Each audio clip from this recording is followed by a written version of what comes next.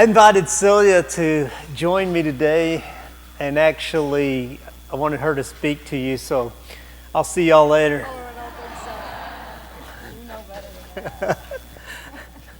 He invites me here to be his sidekick, so he can embarrass me. I didn't.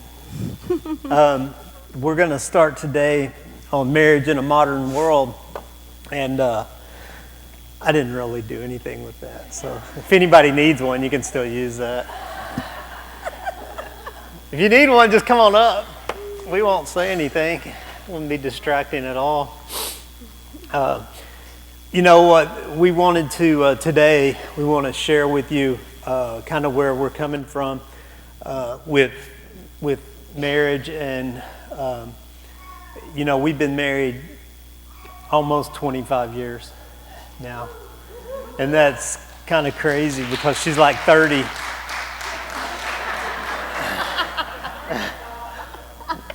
Yeah. Nobody believes when they look at her. They're like, 25 years? Yeah, she's old. I am older than 30. But we have what I believe we have a great marriage. I believe it's life-giving, and so we want to share some insights and some things we've learned in marriage. I don't want you to leave here thinking that we think we're great and we have all the answers, because we have to figure it out every day, just like everybody else. And we have kids, and that's a challenge too. We have, the same finances and struggles that everybody has. We have jobs and family and all kinds of things going on. And one thing we were talking about when we wanted to share with you guys is that it's different, and we understand that now. We wanted to share marriage in a modern world because 25 years ago, even though that's a quarter of a century. Wow, feels like it. Yeah. That's real. 25 years ago, things were way, way different in our world than they are today. Marriage, when we started our marriage, man, I had really big hair. Like this big, man. I remember one of the first things in our marriage was I'd wake up in the middle of the night, just like being suffocated by his hair, And that was it was back the 80s hair, man. It was. He had hair too. I didn't really have much. I was in the Marines, so I didn't have. He didn't have much, but he did have some. So we, as we've grown our marriage, we had the opportunity to get our marriage kind of on footing before or as the world changed and as the world picked up pace and as social media came into play, and so things are different now. It's crazy how much of you guys share your marriage on social media. It's just unbelievable, but that's the world we live in. We advertise our lives, man, and so and the pace of things seems to be just. That's one of my fights. Like, I fight everybody on the pace of life because I want my life to be slow purposefully. And so I fight everybody in my life, all the schedulers in my life. I'm fighting them constantly. Everything. I'm really protective of that because I don't want my life to just pass me by with busyness. So that's changed. There's been a lot of changes, but I think when we share the principles of what we've learned, that you can apply a lot of this stuff. And I want this to be an application time because I really do feel like you can do this. I really don't think. Well, I don't think there is a final straw for marriage. Like, I don't think anything is too much to overcome. But I mean, you have to want to, and not only that, man. It takes two to be married. I don't know if you guys have figured that out yet. but it does take two to be married, and so not everybody figures that out. So a lot of times it's a one-sided thing, and things happen. And just because, and if you've been through this and your marriage has ended, your life's not over. I mean, God doesn't hate people. God doesn't. There's this teaching in the Christian church that God hates divorced people.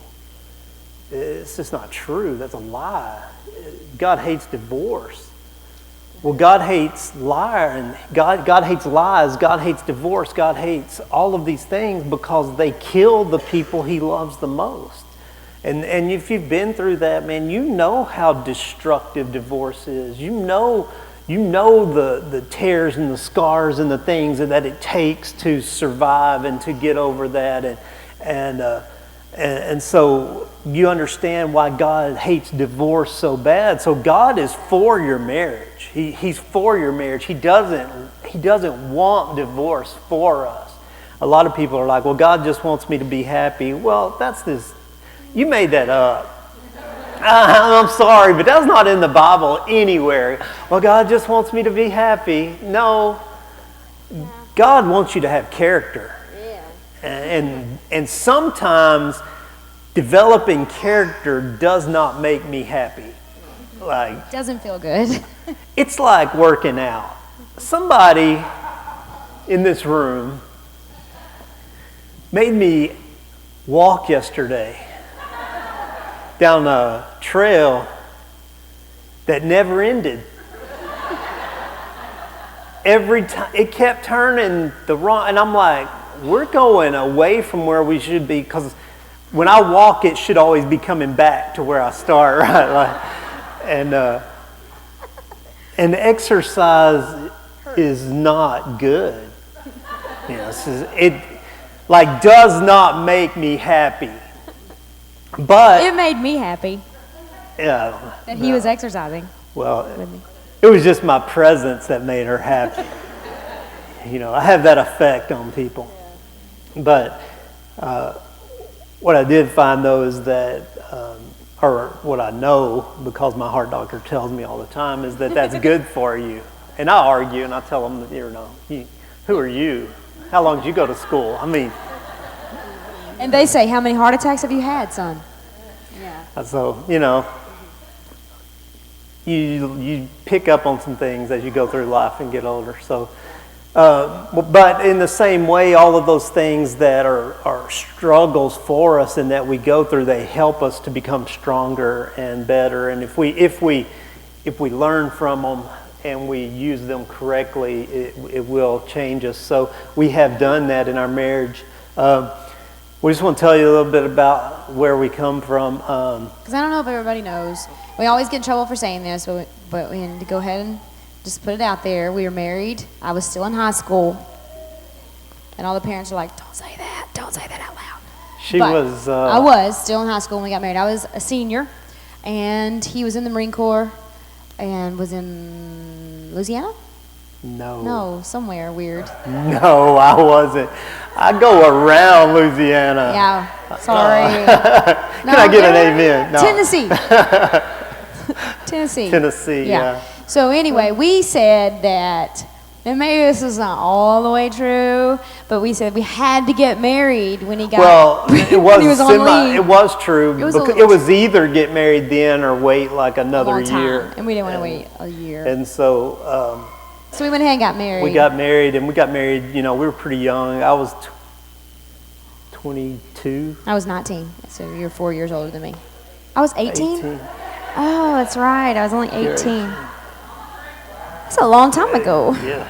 Oh, okay. The memory starts to slip when you get a little older, too. I was young. So 18. Okay, wow. Yeah, and I was 22, and we were stupid. I mean, like I know if you're 22, you're not, but we were. We were. And so, but we did think we knew everything. Well, we knew everything. But we found out it was a little bit more tough than we thought. Marriage at first, though, was like the first week was like playing house. It was awesome. Yeah. And then.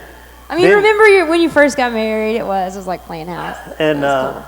And then, you know, it got, as life began to shift on us, It got hard. it was different. One of the challenges we faced, and a lot of you guys face, is we were separated a lot early on in our marriage. I was in the Marines. And Well, first of all, as soon as we got married, we were separated. Like we got married on Saturday? No? Yeah? Something like that. And then on Monday we were separated because he had to go to California, I think. I was going somewhere. And I was still in school. So I stayed here, he left, and I graduated. So from February until May, you know, I was here and he was gone. So we automatically started it off a little bit tough. So I remember going out there for spring break and spending the week with you at spring break, and then wanting to not come home, thought about switching schools, all this stupid stuff, and didn't.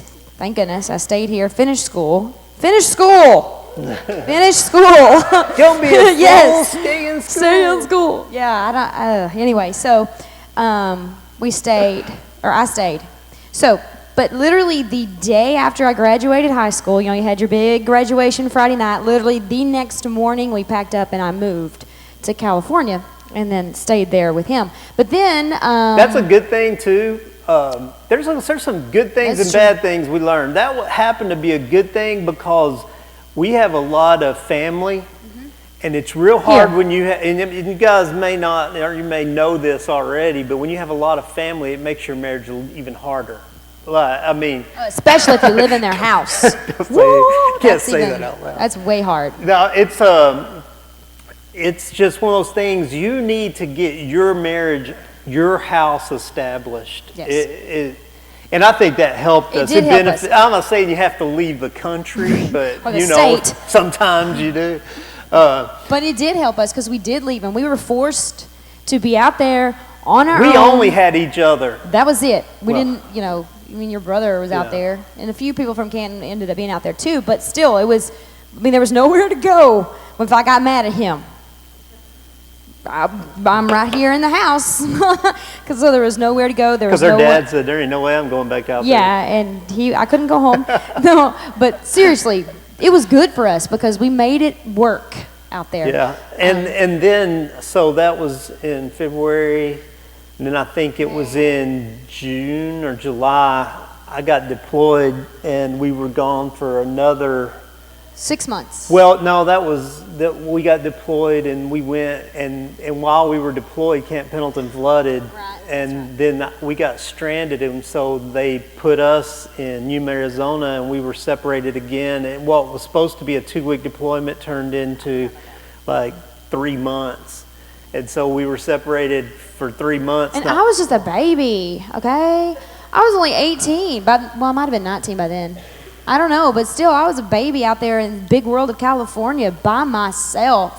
It was awful. So I got back, and then about 6 months later, I got deployed overseas, and I had to go to Japan, and I went to Korea from there, and so it was a long time. So like the first of our marriage, we were separated a whole lot. And so you guys, like some of you guys work on the road, or you work, you know, rigs or whatever, and we understand the struggles and strains of being separated, because separation is not good for marriage. No. Maybe you've realized that, but like, I don't know, maybe it's good for your marriage, I don't know. But what we found was that we became different people, because you never stop growing as a person. And when you're together, you kind of grow together, but as you're separated, you kind of grow along your own path. So separation is not good. We found that's one of the things. Getting away from home is good. We found that to be good, but we found separation early is not good. We did struggle. Whenever he came back from deployment. That's when it all started. That's when it all started. 6 months is too long to be apart. It was awful. She had grown a different direction than I had grown. Like, yeah, I found some Jesus. And I didn't. And he didn't. He found something else. And it was bad. And I think that started a lot of our problems, and it was really hard to get back in sync. And then shortly after that, I ended up getting pregnant like shortly after that, Yeah. and then we had a miscarriage, and so then that was a whole nother just slew of emotional roller coaster. And that was about the same time we were getting out of the Marines, and that was, It was chaos started hitting our lives all, in this same time. And what I've found is that's common for most of us. Like, life can get, man, have y'all ever noticed, like, you can just be cruising along and everything's fine, and then it's a trip, just like one little trip, and then you start stumbling, man, then somebody hits you in the face with a shovel. I mean, like, how it just builds and builds, and it seems like everything starts caving in, and depending on you and how you are and where you're at and your, what we've been talking about, what you worship, what you would call the center of your life, that depends which direction you go from there and how you handle the chaos. I'm going to tell you right now, single, married, thinking about getting married, thinking about getting single, whatever, you're going to face chaos in your life. There is no way in this world to avoid it. Everybody who's married wish they were single. Everybody's single wish they were married. Everybody who's working here wish they were working there. Everybody who lives there wish they lived here. Because it's always greener on the other side. Let me tell you, it's chaos everywhere. It doesn't matter. Everybody's got the same struggles and challenges in life. And so what happens is just how you start to deal with those. Yeah, with and those things. when I did come back here, I stayed at my mom's house while we were separated for 6 months. And I started going to church again and all that. And so I started kind of developing a relationship with God.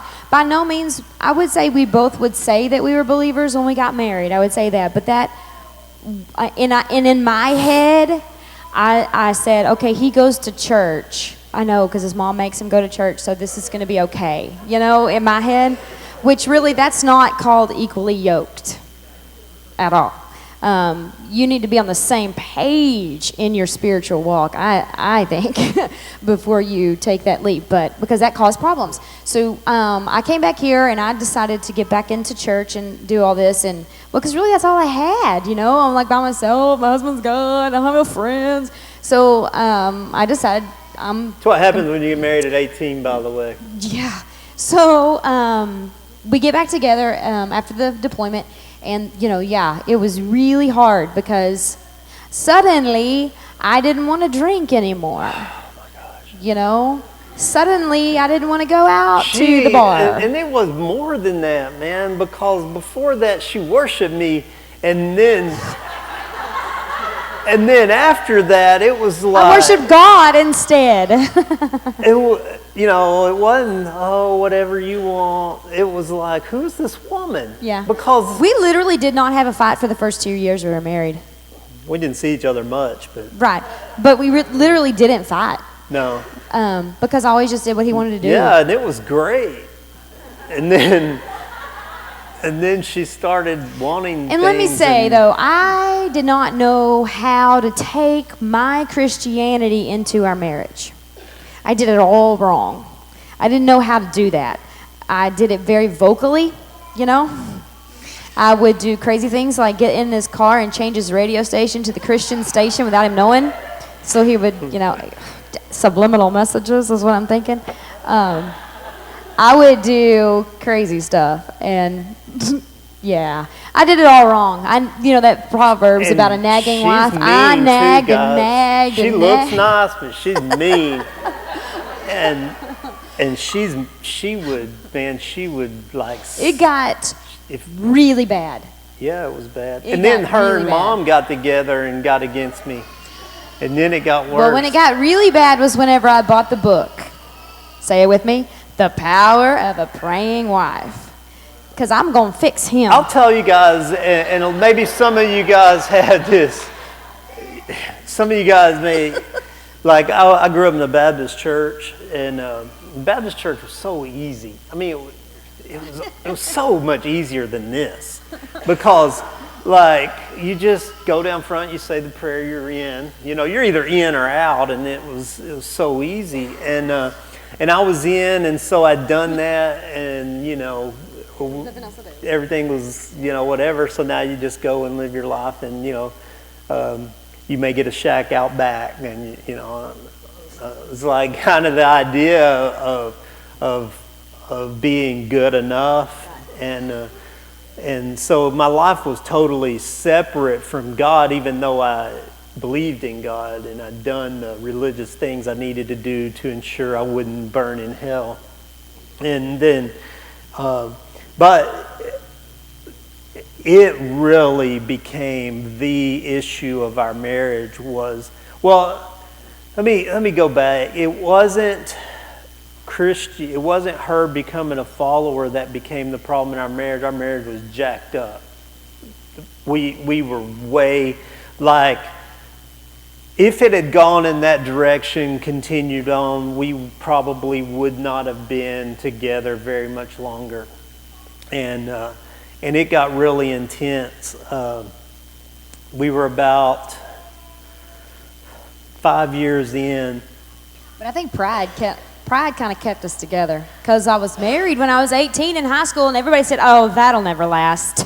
Well, So we had said too from the beginning that we would We're not- never get divorced. Like, some people have inner vows. Like, one of our inner vows is that we would always stay together no matter what.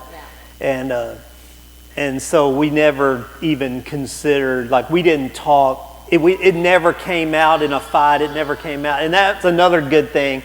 Like, we've learned is that if you need to take that, if you're in your marriage and you're struggling, you can take that off the table. I mean, those things are not good to be hanging over anybody's head. You can't have a thriving relationship if there's this out or this threat that's always there. It's amazing what we can do as human beings if we have no other option. But when you give us an option and it looks easier, we'll take the easy way out. And so you have to take that off the table. You have to say, I'm in. And we may kill each other. Like, we said till death do us part, and that's an option. Like, but we're in. And so that's kind of one of those commitments that we made for each other. And I talk to people a lot that are struggling in their marriage, and I ask them the same question, because the question really does come down to this: do you love him? Do you love her? Because, like, if you don't, then kind of like, what's the point? Like, you're not, because you've got to love somebody to be willing to put in what it takes to get through. And even though I hated her at times, I never stopped loving her. Like, even I wouldn't mind killing her at times. Back then, not today. Like, I didn't went want to both kill her ways. in weeks. Two sides to every story. So, like, but I'm still crazy about her, and that's what makes me so crazy. Like, it would be easier to just, at those times, you're just like, it'd be easier to not care. But you do, and that love is important. And that kept us. Like, it still does. The book, though, I did get the book because I really did think that was going to change him. So I started reading The Power of a Praying Wife and got a little upset because that book's all about yourself. How many has read that book in here? Yeah, good portion of you. That book is all about changing you, which changes him. It's crazy how that works, but every time I see one of those books, man, I just start laughing now. I'm like, yeah. I don't even have one Somebody anymore. else got tricked into it. Man. Every time I got a book, I'll give it away. But honestly, seriously, it all came down to I can only change myself. And the book really, it was great. It was amazing. And I started changing, and it told me how to love him through this until he got it. But, and then honestly, then I got his mom involved in it. She's praying, everybody's praying, and, look what happened. The thing is, though, it's not, I know, guys, it sounds like, I got it and he needs to get it, or I've got it and she needs to get it. And that's not what we're talking about at all, is zero. there is no spiritual thermometer. There's nobody better than anybody else in any relationship. It's not like, oh, she saved us. There's no human ever saved another human. It's just not possible. But here's the best way I can think of to say it, is she found her way before I did. And she wanted me to find her way because she had experienced life. And it wasn't that she hated me and wanted to make her life better, because if that's what you're really about, man, your marriage is in real trouble.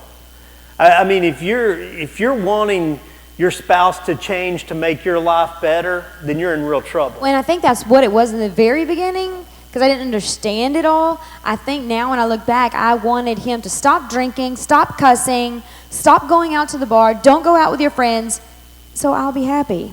You know, the way, I can see now I was just wanting him to change so that I could be happy, when actually that was messed up, because what it is, that book helped me realize I can be happy without all of those things. And it has to be based in love, though, and love is sacrifice. Love is wanting to deny yourself because you care so much about someone else. And like, if you want someone to change, that you're willing to do whatever it takes to go for the other person, because you want them to have life and to thrive, then you're on the right track. And that's where it all comes down to. Yeah, we need to be our biggest fan, each other's biggest fan. I need to do everything I can to make him succeed. I want him to succeed. And then he does everything he can to let me succeed, and it works. That's the I think that's the key of what happened in our marriage. Celia never changed me. No wife, no husband. Listen to me, I want to tell you this just straight as I can. You will never change your spouse. You will never change your spouse. Now, you can manipulate, you can kind of force discipline or whatever, but if you're trying to change your spouse, you're driving a wedge deep into your marriage.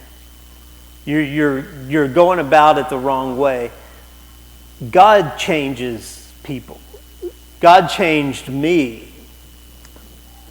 It made her life better, I'm sure, but in any case, because we were a team at that point. Her journey, though, was about her, and this is what I want you to understand today. Like that, I was transformed, I was changed, I became a different person, but that happened between God and me. That's all there was. It was between God and me. It had nothing to do. She wasn't around. She didn't have anything to do with it. It was between God and me. And when that happened, it changed our marriage, because we became alive together, and it is a better way to live. It is the only way to have the kind of marriage that you hope and dream about having. But I told her this morning, I want you to leave here today knowing one thing. If you're here today and you're here because we're having a marriage series and you're here because you're struggling, don't be here for somebody else. I can't tell you how many people tell me after a service, man, I wish my husband was there. I wish my wife was there. I mean, like, you have to be here for you. Like, God wants to do something in you. And you cannot change anybody else. You never can, never have been able to, never will be able to.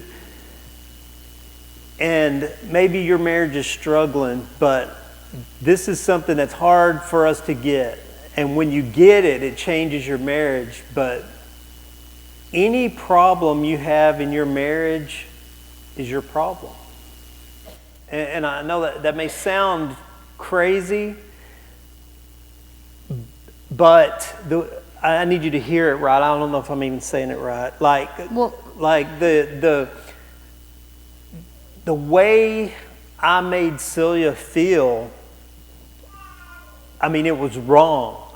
So there is a right and wrong. I was wrong, but it still, how that affected her life was her problem. And she needed to learn to deal with that. And I'll tell you, maybe this will help. Put to you this way. As we struggle, or as we're going through struggles, most of our problem is that the thing I need in life, that we all need, I was expecting it to come from her. Yeah. I made her God. And when she's God, she will always fail me.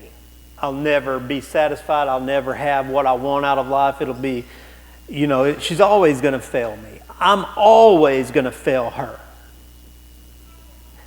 God is the only one that can fill the God hole in your life. And that's the thing you're looking for. That thing in your life that makes you totally whole, complete, and satisfied. The word they use in the Bible for that feeling of being complete, of being whole, is called saved. Sozo, that's the word. And she doesn't complete me. Contrary to Jerry Maguire, she does not complete me. God completes me. And when God completes me and God completes her, then when we come together as two whole people, we can fully give ourselves to each other because we're whole. And as long as I'm incomplete, I can never be the husband she needs me to be. As long as she's incomplete, she can never be the wife that is going to make our marriage work. And so our problems generally in our marriage is an issue that we have to deal with. Now, some of you guys are married to crazy people, and I understand that. And it happens. Well, did you think you married a crazy person? Well, yeah.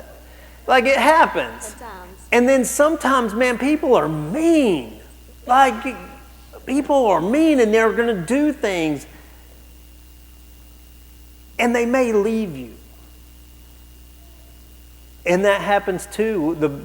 Paul writes about that in the Bible, and he says, if there is an unbeliever and they're crazy, then let them go. He doesn't. I don't know what word he uses. I don't think he says crazy, but loco, whatever. I don't know. Like whatever. When sometimes marriages end, but you can still be whole. Do you understand? It's so important that we get okay ourselves, because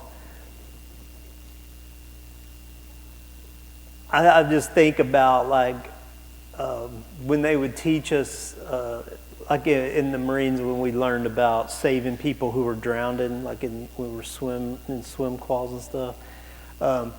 You have to be able to swim yourself before you can help anybody else. That's an important rule. Like if somebody's drowning in a pool and you can't swim, don't jump in. And that makes sense to us, right? When you're on an airplane and they say the adult puts yours on first, and then then put it on your child. The point is, it's in the same in marriage. You're trying to change somebody else to make them into what you need to be when you're not even changed yourself. So we all have a long ways to go in becoming who we are. And when she is whole and I am whole, then we're on that journey together. That's what real marriage is about. That's what you're really wanting out of your marriage. Does that make sense?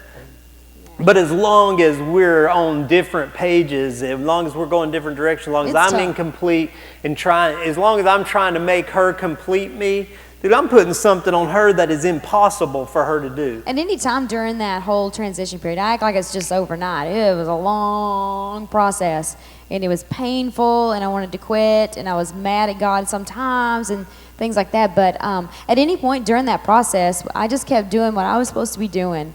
and trying to fall in love with God and doing that and letting him do whatever he's going to do. Even though it hurt my feelings so bad, a lot of the times I didn't say anything. I just kept my mouth shut.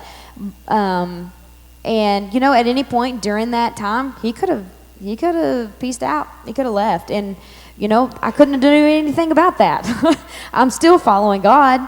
He's still going to be there to hold me. You know, I'm still following God, and that's the way it is. So sometimes things don't work out, but I can tell you from experience, though, if this is a going to church issue or a Christian issue or whatever, if that's one of the big problems in your marriage is like you want this certain life and your husband or wife just won't.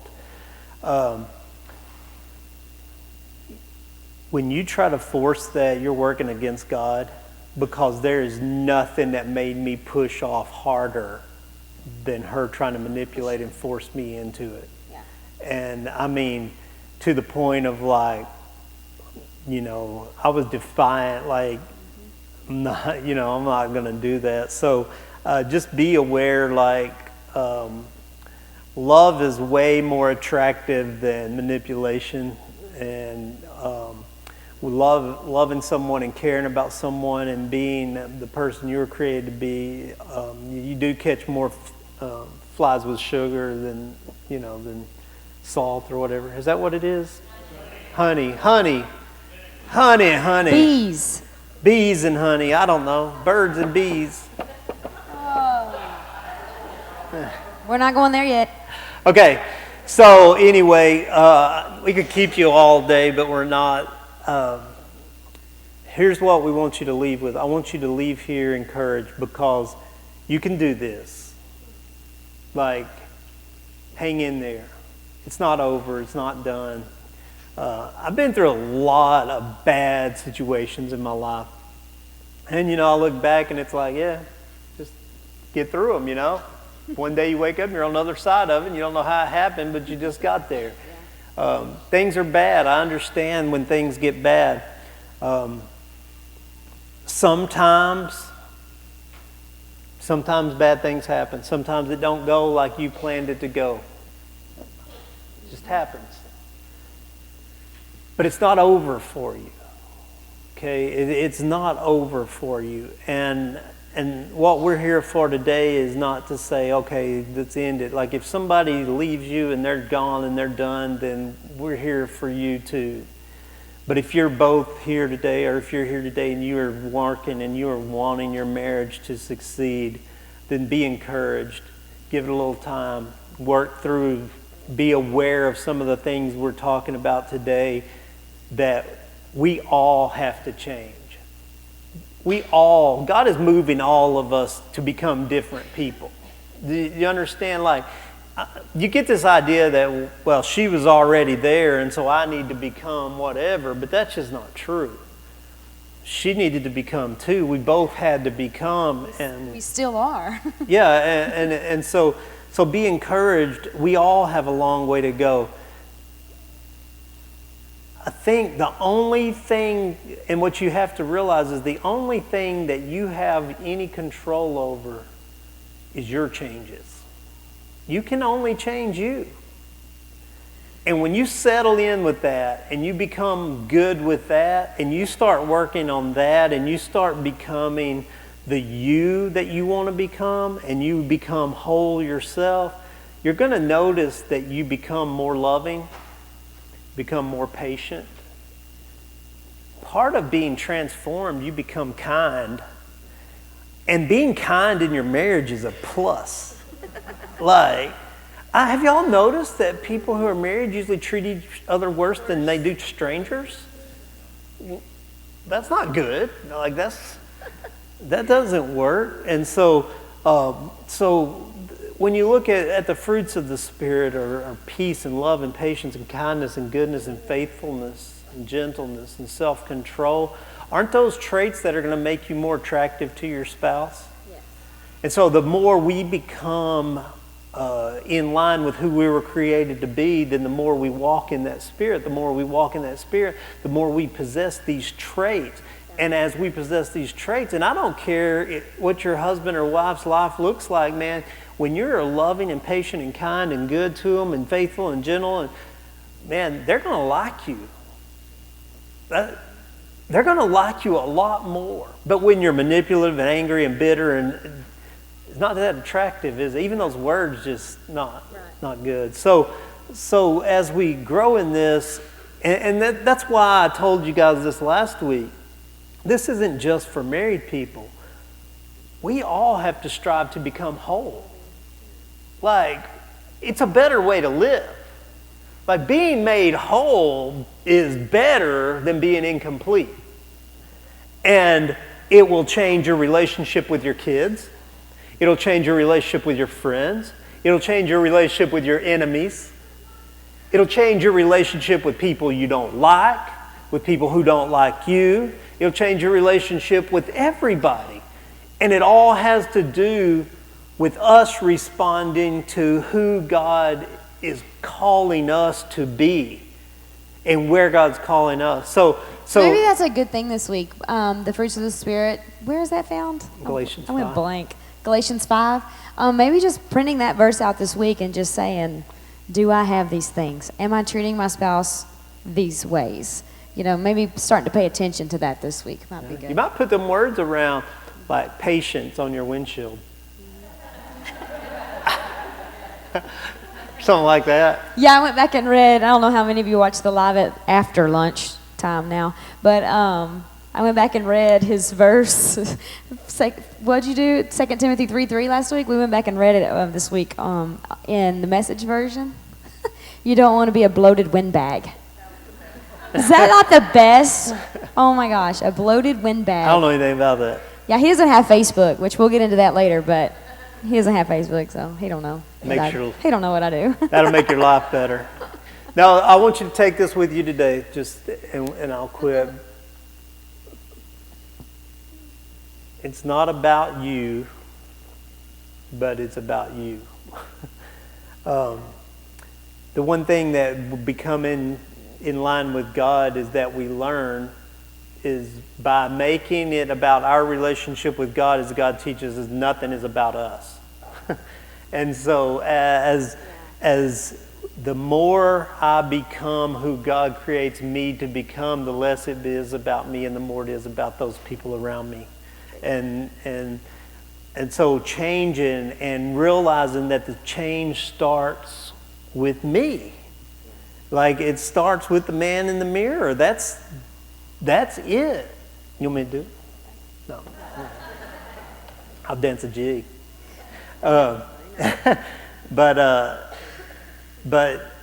I think one of the most important things we learned and why our marriage survived is that we were changed.